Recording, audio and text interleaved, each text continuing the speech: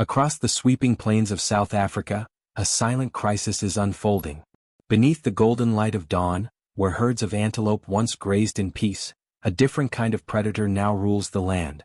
Lions, majestic, powerful, and feared, are leaving the wild and moving ever closer to human settlements. The kings of the Savannah have become unexpected invaders. For generations they symbolized freedom and strength, but today their strength has turned against the very people who share their homeland. In recent years, hundreds of farmers have awakened to find their livestock torn apart and their livelihoods destroyed. The roar that once echoed proudly across the veldt now brings fear. South Africa, home to more than 3,000 wild lions, faces one of the toughest wildlife conflicts on the continent. Every year, these apex predators kill over 1,500 livestock animals, inflicting economic losses that reach deep into rural communities already struggling to survive.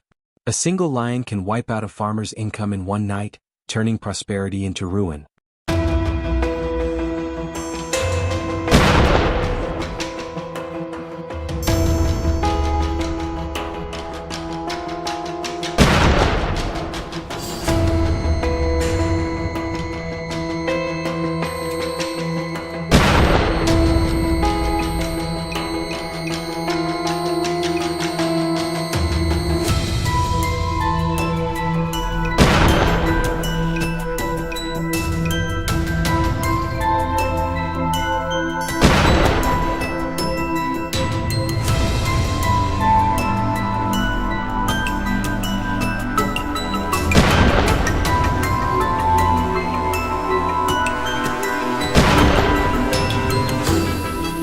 Beyond the numbers lies a deeper human cost. Families who can no longer afford to keep cattle, children who grow up terrified of the dark edges of the bush, and workers who fear the sound of a distant growl.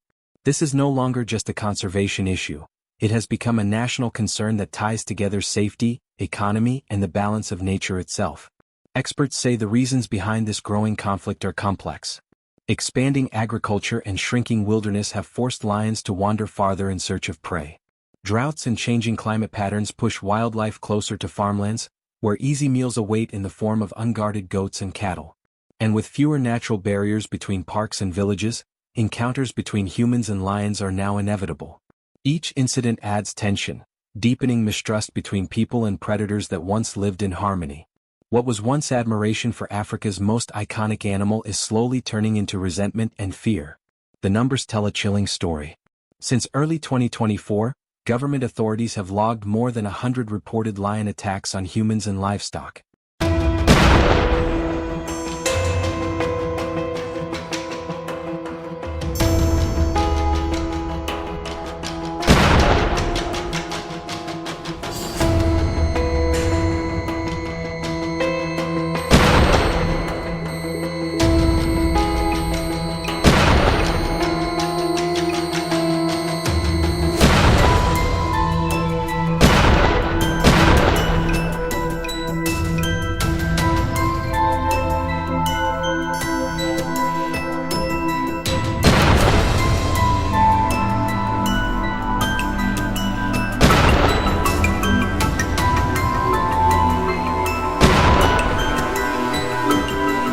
One of the most shocking occurred on August 19, 2024, along the C-38 route in northern South Africa.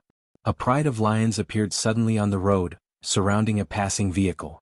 The driver, a man named Pettis, panicked as one lion lunged at his car. In the chaos he lost control, and the vehicle plunged into a ravine.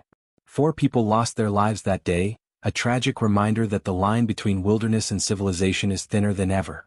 Local communities grieved and grew angrier, demanding stronger action to protect their families. In response, South Africa's wildlife authorities introduced a controlled hunting policy, an attempt to restore balance by allowing regulated removal of problem lions. The idea was not to exterminate but to manage, to prevent repeated attacks and to protect livelihoods while still valuing the role lions play in the ecosystem. Under this program, licensed hunters are authorized to track and eliminate specific lions known to threaten humans or livestock. It is a controversial yet practical measure, one rooted in necessity rather than cruelty.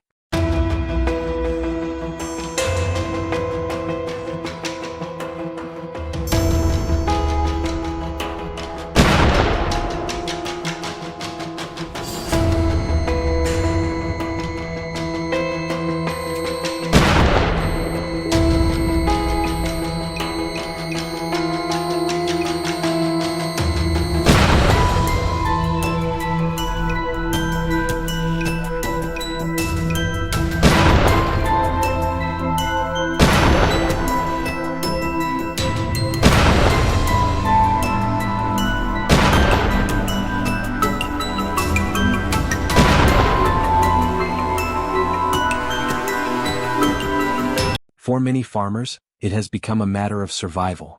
Rifle hunting is considered the most efficient and humane method for this task. In open terrain where lions can charge without warning, precision and stopping power are essential. Calibers such as the .375 H&H Magnum, .458 Winchester Magnum, and .470 Nitro Express are favored by experienced hunters for their reliability in taking down large predators with a single shot. Only those with at least 5 years of proven hunting experience and specialized training can obtain a TOPS license, the legal permit required to hunt big cats in South Africa. The cost of these licenses ranges from $1,000 to $20,000, depending on region and type of operation. Strict regulations ensure that every hunt is recorded, every bullet accounted for, and every animal tracked for conservation data. It is a system designed to bring order to a dangerous necessity. During the 2024 hunting season, over 1,200 licensed hunters participated in these control operations. Each hunt is meticulously planned. Teams are divided into smaller units, experienced trackers who read prints in the dust, marksmen who maintain a safe distance, and conservation officers who verify that targets are indeed problem animals. Hunts usually take place in the dry months from late April to September, when the earth is firm and tracks are easier to follow.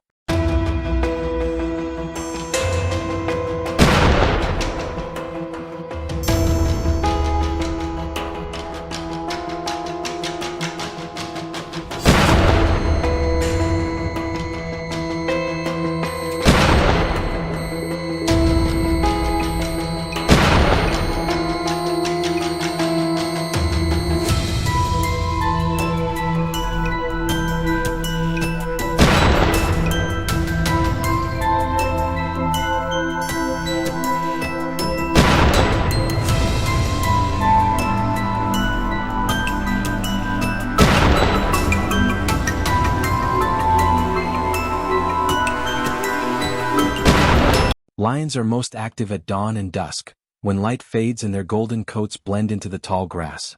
In these hours, both hunter and hunted test their skill, and one mistake can cost a life. Over the past decade, regions implementing these policies have reported a 30 to 35% decline in lion-related incidents.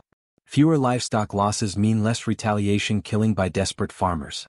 At the same time, the revenue generated from hunting licenses helps fund anti-poaching patrols, habitat protection, and community outreach programs. The money circulates back into conservation rather than exploitation. This balance, using controlled hunting as both protection and preservation, is delicate but vital in modern wildlife management. Hunters also employ trained hounds, a centuries-old technique adapted for safety and precision. Packs of strong, disciplined dogs are released to track a lion's scent, cornering it and keeping it occupied until the hunter arrives for a clean, humane shot. This minimizes risk to humans and prevents drawn-out chases that could injure both predator and pursuer. Non-lethal approaches complement these efforts. In certain zones, wildlife officers use loud noises, bright floodlights, or even chili oil fences to deter lions from approaching settlements. Electric barriers and deep trenches surround vulnerable farms, turning villages into safer havens without harming the animals. One of the most debated tactics is baiting, in which carcasses are used to lure lions to specific, controlled areas.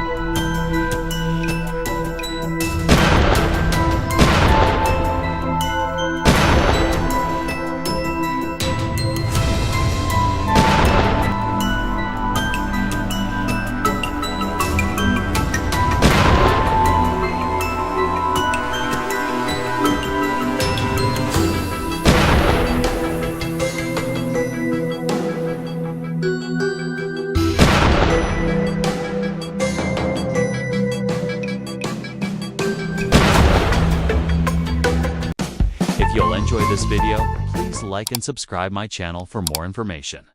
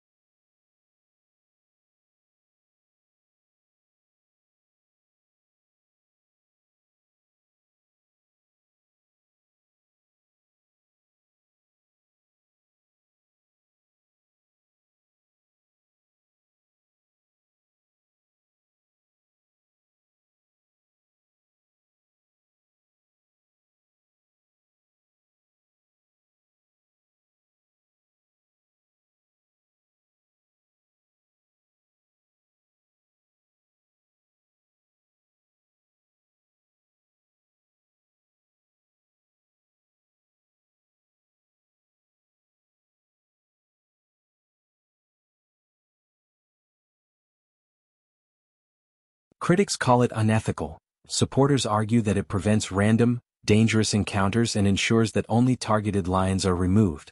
When performed under supervision, baiting can reduce the need for broader lethal measures. Whatever the method, the objective remains the same: protect people, safeguard livestock, and maintain the ecological role of the lion without allowing it to dominate human life. For many communities, the results have been encouraging. Reports of livestock killings have dropped sharply in areas where controlled management is active. Farmers once paralyzed by fear now speak of relief and recovery. They can tend their herds again, rebuild fences, and send children to school without constant anxiety. Conservation groups monitor lion populations closely to ensure numbers remain stable and genetic diversity is preserved. The goal is to maintain a healthy population in the wild while preventing overexpansion into human territory. In this sense, the policy represents a truce, a fragile understanding between people and predators that must be continually renewed. Still, controversy persists. Animal rights organizations around the world question whether hunting, even when regulated, can truly serve conservation. They urge more investment in non-lethal deterrence and habitat restoration.